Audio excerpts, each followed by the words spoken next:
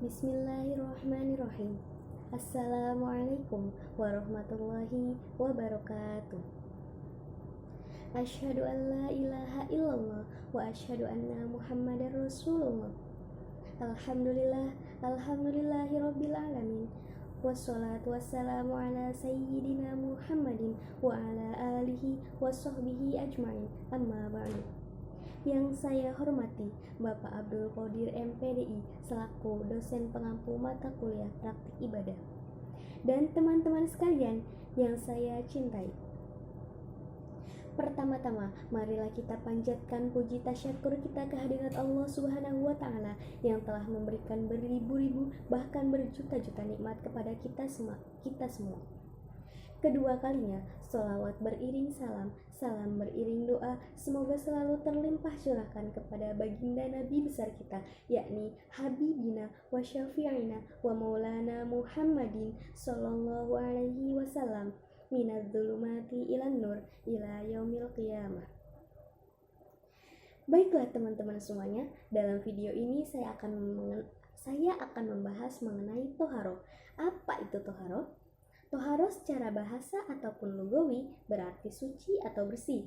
Sedangkan toharoh menurut istilah ataupun syara yaitu mensucikan diri dari hadas dan juga najis. Nah, dasar hukum toharoh ini tertera dalam Quran surat Al-Baqarah ayat 222 yang berbunyi, Innallaha yuhibbut tawwabina wa yuhibbul mutatahhirin. Sesungguhnya Allah menyukai orang-orang yang bertobat dan Allah menyukai orang-orang yang mensucikan diri.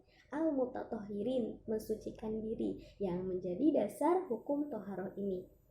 Nah, toharoh merupakan syarat utama untuk melakukan ibadah seperti sholat dan ibadah-ibadah lainnya.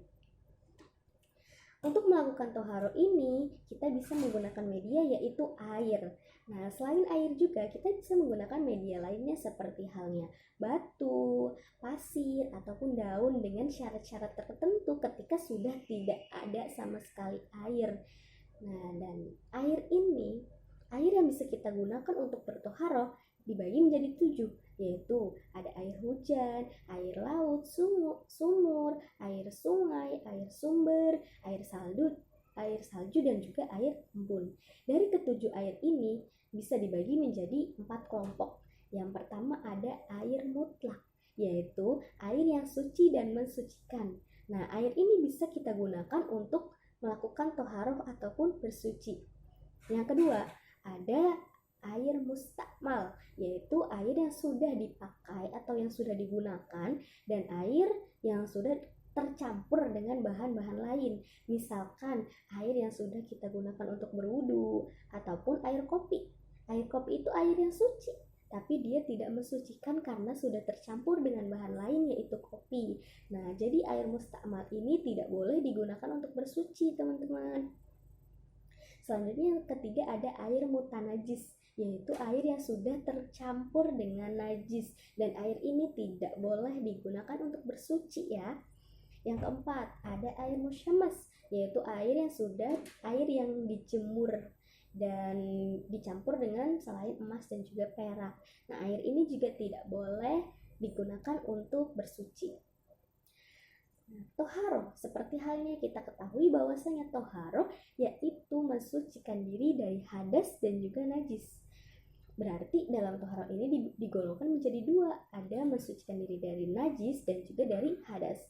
Yang pertama dari najis. Najis dibagi menjadi 3, yaitu ada najis mukhafafah, najis mutawasito, dan juga najis mughalladho.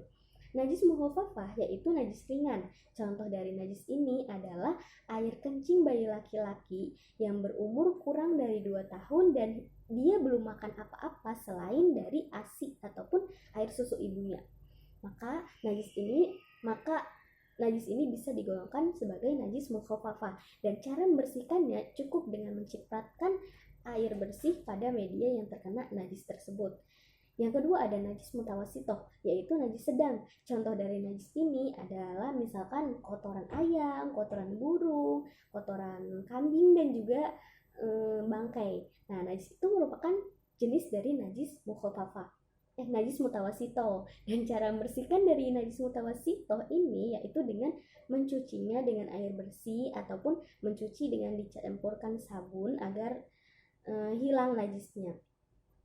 Selanjutnya yang ketiga ada najis mughalladhoh, yaitu najis yang tingkatannya sudah tinggi banget, najis yang sangat besar. Contohnya yaitu kotoran babi dan anjing dan air liurnya. Dan cara membersihkan najis mughalladhoh ini yaitu dengan mensucikan dengan 7 kali air bersih yang salah satunya dicampur dengan tanah, ataupun mensucikan ini bisa juga disebut dengan bisertu. Nah, itu mengenai najis. Sekarang toharo ataupun cara membersihkan hadas. Hadas dibagi menjadi dua, yaitu ada hadas kecil dan hadas besar. Cara membersihkan hadas kecil yaitu dengan berwudu. Nah, kalau cara membersihkan hadas besar yaitu dengan mandi wajib. Misalkan hadas besar itu haid, nifas, keluarnya mani. Nah, itu cara membersihkannya dengan mandi besar. Kayak misalkan haid itu kan terjadi pada wanita yang sudah puber biasanya. Maka ketika dia sudah suci ataupun sudah bersih, tidak keluar darah lagi, maka dia bisa melakukan mandi wajib untuk mensucikannya. Nah, dari kedua itu juga ada cara mensucikan hadas yang lainnya, yaitu dengan cara bertayamum dengan syarat sudah tidak ada sama sekali air dalam jarak tertentu begitu, ataupun dengan daerah-daerah tertentu itu yang benar-benar sudah tidak ada air, maka kita bisa bertayamum. Nah, bertayamum ini bisa dilakukan dengan debu yang suci ataupun tanah yang suci. Seperti itu ya teman-teman. Nah, itu sedikitnya pembahasan mengenai toharo. Saya meminta maaf apabila ada kata-kata ataupun materi yang kurang dipahami ataupun kurang jelas ataupun ada kata-kata yang salah. Saya benar-benar mohon maaf dan terima kasih. Saya akhiri. Ila faminkum wabillahi taufiq wal hidayah waridho wal inayah. Wassalamualaikum warahmatullahi wabarakatuh. Terima kasih.